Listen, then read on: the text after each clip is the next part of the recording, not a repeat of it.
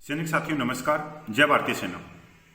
जवान भाइयों, भारतीय सेना का एक मुद्दा पूरे देश में आग की तरह फैला हुआ है और उस मुद्दे पर व्यापक चर्चा भी हो रही है, चाहे वो सोशल मीडिया हो, चाहे अखबार हो, चाहे न्यूज चैनल हो। इनमें इस मुद्दे की खबरें अटी पड़ी हैं। अगर आप लोगों तक ये खबर नहीं पहुंची है तो वो आपका दुर्भाग्य हो सकता है कि आज भारतीय सेना का खजाना खाली कैसे हो गया। और आज ये नौबत आ गई है कि एक इन्फेंट्री के सीओ कमांडिंग ऑफिसर कर्नल साहब ने मदद मांगी है। किस तरह की मदद मांगी है और किससे मांगी है, जवान भाइयों पूरा वीडियो आप देखना, क्योंकि ये बहुत ही जरूरी है। अगर आप अपनी भारतीय सेना से प्यार करते हैं, प्रेम करते हैं और भारतीय सेना का नमक खाते हैं, तो हमारी जिम्मेवारी है कि हम इन चीजों को भारत सरकार तक पहुंचाएं। और जो 1.5 केजी के पित्तल पहन के बैठे हैं उनको भी शर्म आए, महसूस होए कि जहां भारतीय सेना प्राकृतिक आपदा में, चाहे वो भूकंप हो, चाहे बाढ़ हो, या किसी भी तरह की देश पर जब कोई मुसीबत आती है तो भारतीय सेना बढ़ चढ़कर उसमें हिस्सा लेती है और आम नागरिकों के जान माल को बचाती है। पर आज जो खबर है उससे पूरे देश के आम नागरिक सेना की तरफ उंगली उठाने लग गए हैं कि भारतीय सेना का भी खजाना खाली हो गया। ये मतलब बड़ी शर्मनाक है। और जो जनरल कुर्सी पे बैठे हैं उनकी तो नाक कट गई, साथ में नाक कट गई वर्तमान सरकार की, और साथ में कट गई रक्षा मंत्रालय की, माननीय रक्षा मंत्री की नाक कट गई। जवान भाइयों, क्या मदद मांगी और किससे मांगी?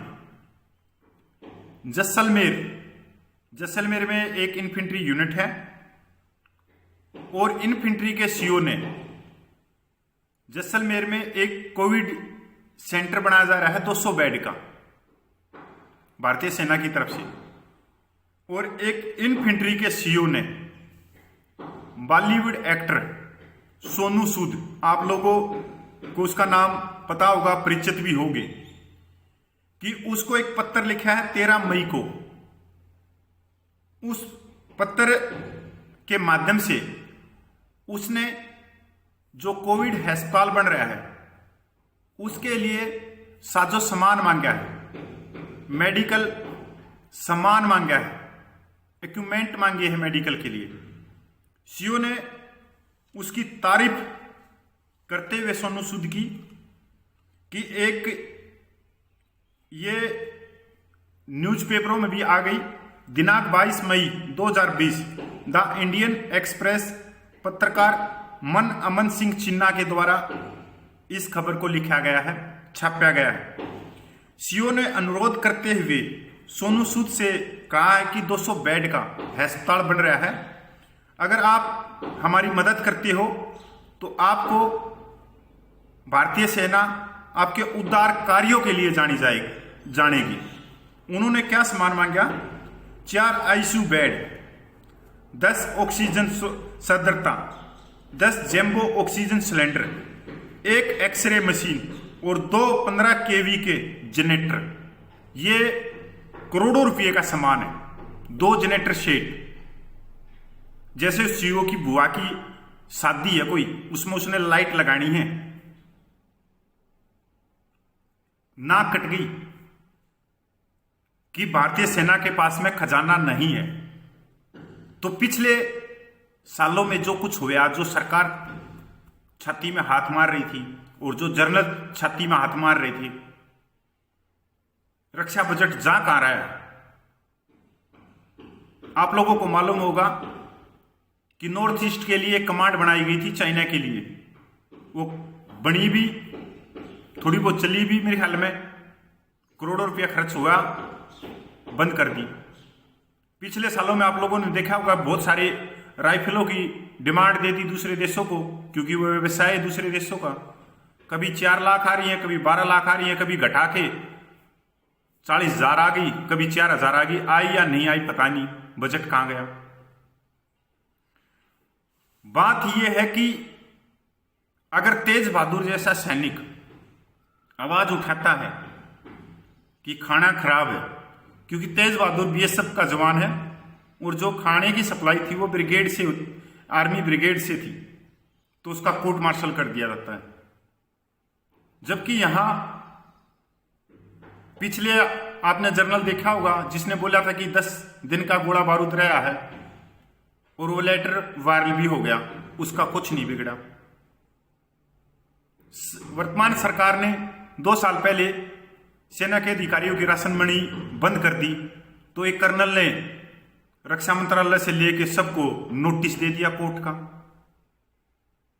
अगर कोई जवान सहायक प्रथा के लिए मना कर देता है या उससे जोर जबरदस्ती करके उसको मानसिक परेशान करके नौकरी का डर दिखा के, कोर्ट मार्शल का डर दिखा के और इतना मजबूर कर दिया जाता है कि वो उस काम को नहीं करना चाहता और जहां उसकी सुनाई नहीं होती, सभी दरवाजे बंद हो जाते हैं, तो वो सोशल मीडिया के माध्यम से अपनी बात सरकार तक पहुंचाता है, तो उसका कोर्ट मार्शल हो जाता है। अब इनका कोर्ट मार्शल कौन करेगा? तेरा कुत्ता और मेरा कुत्ता टोमी, ये हालात हैं। दोस्तों, आप लोगों ने मालूम होगा कि ये महामारी चल रही है। महामारी में आज आप लोगों को मालूम है कि बहुत सारी जगह से खबर भी आई कि जो सेना के अधिकारी थे उनको एडमिशन नहीं मिला मेडिकलों में। तो जवान को तो पहले ही आपको पता है कि कोविड से पहले भी उसकी क्या इज्जत थी क्या नहीं थी। पहली बार ऐसा हुआ है कि जो सेना के जो अधिकारी हैं उनकी बीवियां मेडिकलों के सामने खड़ा होकर सरकार को और माननीय सीडीएस को गालियां दे रही हैं कि जो अंदर चला गया, बाहर से उसके परिवार को अंदर नहीं आने दिया। जवानों की हालात देख लो अब क्या है इस देश में।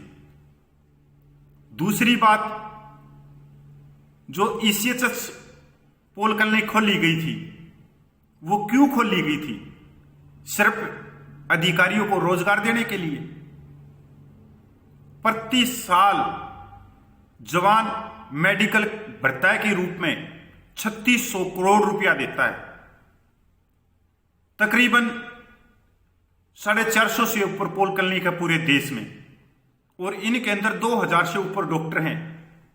और आज महामारी में ईसीएचएस अपनी जिम्मेवारियों का निवारण नहीं कर रही, सबको मालूम है। पहले बुकिंग करवाओ शाम को, फिर खांसी जुकाम की दवाई लेके आओ, जबकि एक ईसीएचएस में 3 डॉक्टर हैं और स्टाफ हैं, सब कुछ हैं। अगर सरकार और रक्षा मंत्रालय चाहते तो उनको, जो फौजी, ज्यादा तो मैं कह नहीं सकता, फौजियों को तो कोविड का इलाज वहीं पे हो सकता था। अगर बिल्डिंग नहीं थी तो बाहर टेंट लग सकते थे।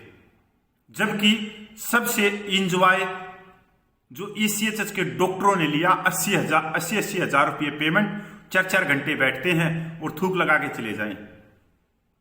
उसके बाद में ईसीएचएस के अंदर जो कर्नल एडमिनिस्ट्रेशन के लिए बैठता है, पोल क्लिनिक इंचार्ज होता है, वो भी 80,000 रुपये हमारी जेब से पेमेंट ले रहा है, जबकि वो एडमिनिस्ट्रेशन कर रहा है, डॉक्टर नहीं है।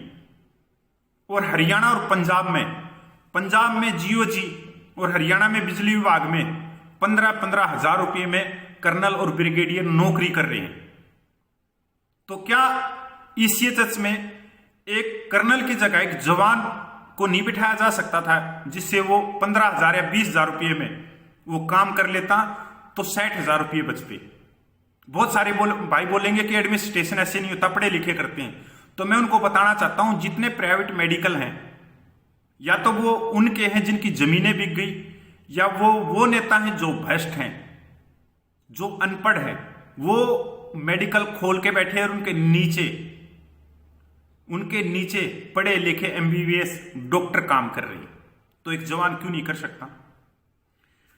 जवान भाइयों, यह खजाना खाली क्यों हुआ? सरकार ने पिछले सालों में जो नीतियां बनाई वो सिर्फ अधिकारी वर्ग के लिए बनाई। क्यों बनाई?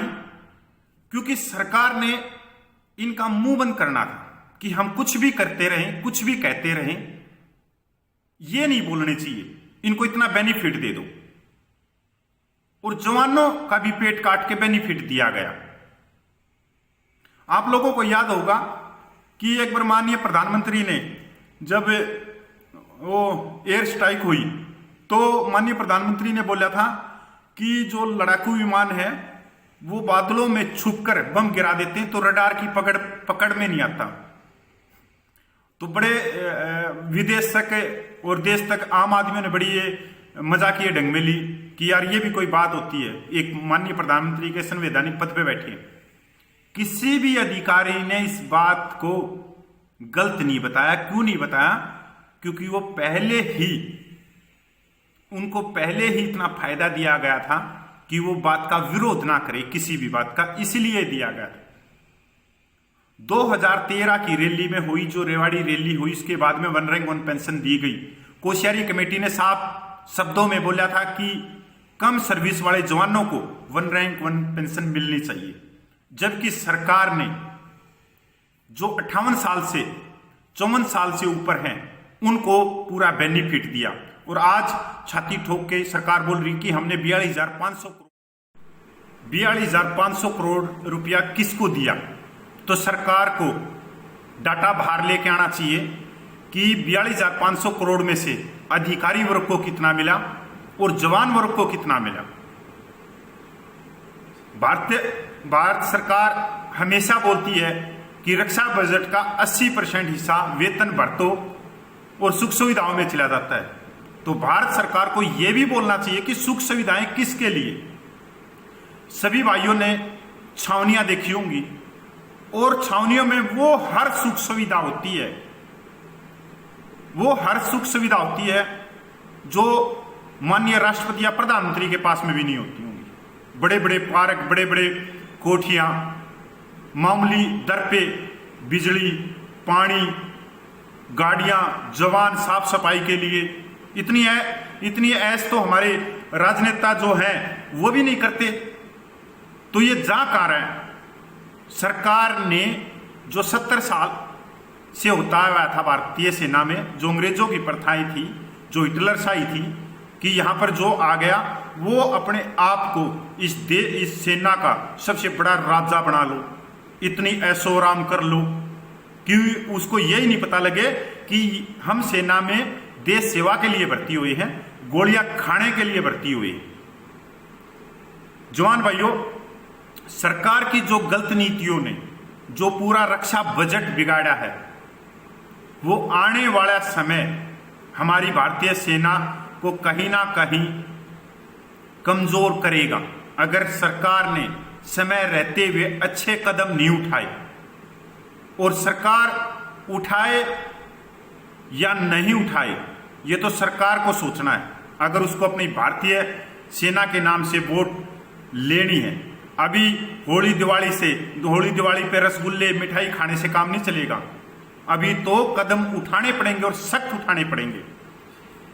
ईसीएचएस में सभी जवान भाई 1000 रुपये, जवाधिकारी वर्ग हो चाहे जवान भाई हो, वो 1000 रुपये मेडिकल भत्ता देता है। एक को 1000 रुपये में प्राइवेट वार्ड मिलता है, साथ में मैदानता जैसे हॉस्पिटलों में एडमिशन मिलता है। और जवान को कहां पे एडमिशन मिलता है? किन हॉस्पिटलों में? जो रक्षा मंत्रालय, जो ईसीएचएस की एलिजिबिलिटी भी पूरी नहीं करती, सिर्फ एक बिल्डिंग में खड़े हुए हैं, 3-3, 4-4 मंजिला बना दिए भीड़ भाड़ में, उनमें भी नहीं। जब 1000 रुपये में एक अधिकारी को प्राइवेट वार्ड मिल सकता, तो 1000 रुपये में जवान को क्यों नहीं मिल सकता? यह हुआ है हमारी अंधभक्ति के कारण कि हम रिटायर्ड होने के बाद में अफसरों के पीछे जाकर उनके जयकारे के नारे लगाते हैं, कुर्सियां दरियां बिछाते हैं और जीभ निकाले रहते हैं। हरियाणा पंजाब में तो, हरियाणा की तो बात कर लो तो हरियाणा में यो हरियाणा एक्स सर्विसमैन लीग के अंदर बिजली विभाग के ठेके मिलते हैं। यहां पर जवान 9000 रुपये पाने के लिए उसके पिछवाड़े के पीछे ही लगे रहते हैं कि मेरे को भी नौकरी चाहिए, मेरे को भी चाहिए। चाहे कोई भी उससे गलत काम करवा दो, कहीं भी उससे कुर्सी भी दरी बिछवा लो, कहीं भी जयकारे के नारे लगा दो। महामारी में ईसीएचएस बिल्कुल बंद है, या 20-30 की ओपीडी करते हैं, शाम को नंबर लिखवाओ, पता ही नहीं हो रहा चल क्या रहा है। जबकि उसके अंदर 2000 से ऊपर डॉक्टर थे।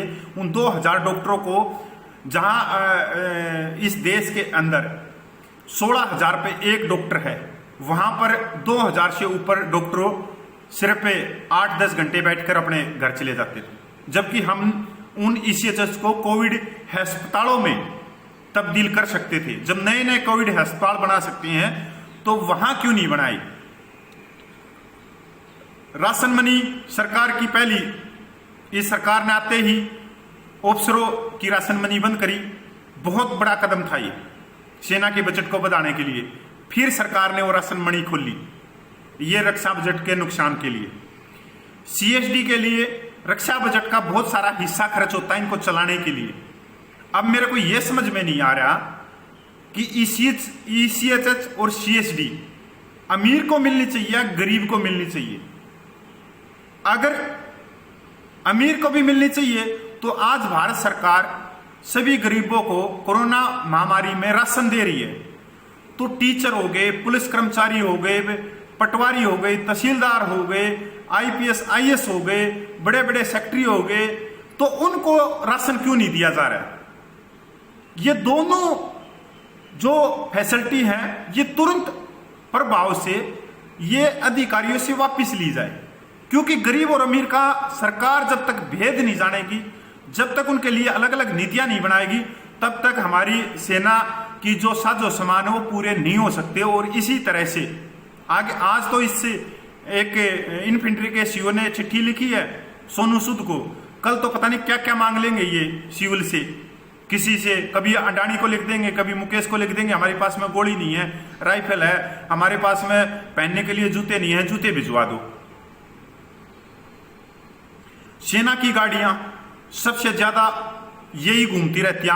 आप लोगों ने देखा होगा, किसी भी कैंटोनमेंट क्षेत्र में घुस जाओ, कोई तो पालक की सब्जी लेने, पालक की जूटी लेके आ रहा है, कोई लौकी लेके आ रहा है, कोई भिंडी लेके आ रहा है, कोई कुछ लेके आ रहा है, कोई भी इनसे पूछ लो, कोई शॉपिंग करवा के लेके आ रहा है, कोई कुत्तों को दवाई दवा के लेके आ रहा है। क्योंकि ये भाई वो विदेशी नस्ल के भी कुत्ते पालते हैं ना हमारा जो अधिकारी वर्ग है, तो वही आदि तो जो तेल है जो रक्षा बजट का हिस्सा, इसी में ये गाड़ियां तेल फूक देती हैं करोड़ों अरबों रुपये का, पर इनके ऊपर कोई कंट्रोल है ही नहीं, ना भारत सरकार का। भोजनालय अलग अलग है, बड़ी एक वर्ग के लिए तो जो कोठी का होता है ना, कोठी टाइप में इतना बड़ा, उसके लिए अलग से बिजली, अलग से बिल्डिंग, उसका रख रखाव, मेंटेनेंस, बहुत सारे जवान उसके अंदर, ऊपर से राशन, अलग से गैस का खर्चा। तो जब संविधान सबको बराबरी का हक देता है, और जब भारत सरकार, वर्तमान सरकार जब ये बोलती है एक देश एक कानून, तो ये भोजनालय कब तक चलेंगे। और कुछ नहीं तो जो फॉरेन की जो आर्मी है उनसे कुछ सीख लो कि उनके अंदर क्या है क्या नहीं है। 54 साल के बाद जो नौकरी दी जाती है सेना अधिकारी वर्ग को, वो बंद की जानी चाहिए, वो बंद की जानी चाहिए। कि सीएसडी में, ईसीएचएस में, इनके अंदर जब वो आप उनको 80-80 हजार रुपये, 60-60 हजार रुपये दे रहे हो, तो वहीं पे 20 हजार रुपये में जवान काम करने के लिए तैयार है, तो जवान को बिठाओ, उसकी सर्विस भी कम है, उसके बच्चे भी छोटे हैं। सेना अधिकारियों को राजनीतिक, ये सबसे बड़ी बात है, जब तक हमारी सेना में सुधार नहीं होगा, जब तक कानून बनके, और जो सेना का अधिकारी है जिसने सेना में नौकरी की है, उन पे प्रतिबंध नहीं लागे कि वो राजनीति में नहीं जा सकते।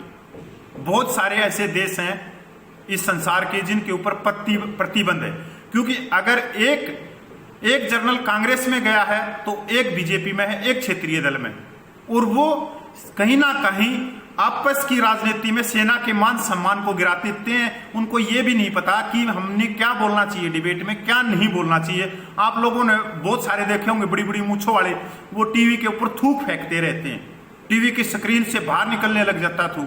उन्होंने पूरी जिंदगी में कहीं भी एक चींटी नहीं मारी, पर वहां पे बैठ के वहां पे टीवी स्क्रीन पे पाड़ के घेर देती है टीवी स्क्रीन ने कि अभी वो बॉर्डर पे जाके पूरे चाइना को और पाकिस्तान को धूल चटा देंगे। भाई जो इससे बड़ी एक और बात, चाहे वो जवान है चाहे वो अधिकारी है, सभी की संपत्ति की जांच है वो इनकम टैक्स करे या जो भी सरकारी एजेंसी है भारत सरकार की, वो कि कितना इन्होंने कमाया, कितना व्यय किया और इनके पास में कितनी प्रॉपर्टी है। तो यहां हम कहीं ना कहीं भ्रष्टाचार को खत्म कर सकते हैं सेना से, और सेना का भ्रष्टाचार बहुत जरूरी है खत्म करना, क्योंकि पिछले दिनों में आप लोगों ने देखा होगा कि सीबीआई सेना मुख्यालय तक पहुंच गई, और अभी एक महीने पहले तो सेना के मेडिकलों तक पहुंच गई। आरोप यह था कि जो एसएससी के हैं, जो अधिकारी चुने जाते हैं, उनके मेडिकल में घुसखोरी का आरोप।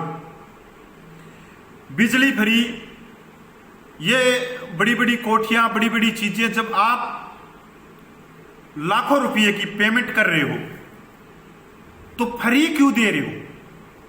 सिर्फ जवान के पास में इतनी तनख्वाह नहीं है, अगर आप उससे लेने लग गए कि बिजली का वही रेट दो, पानी का दो, ये दो, तो वो घर पे कुछ लेके नहीं आएगा, घर से मंगवाना और पड़ेगा।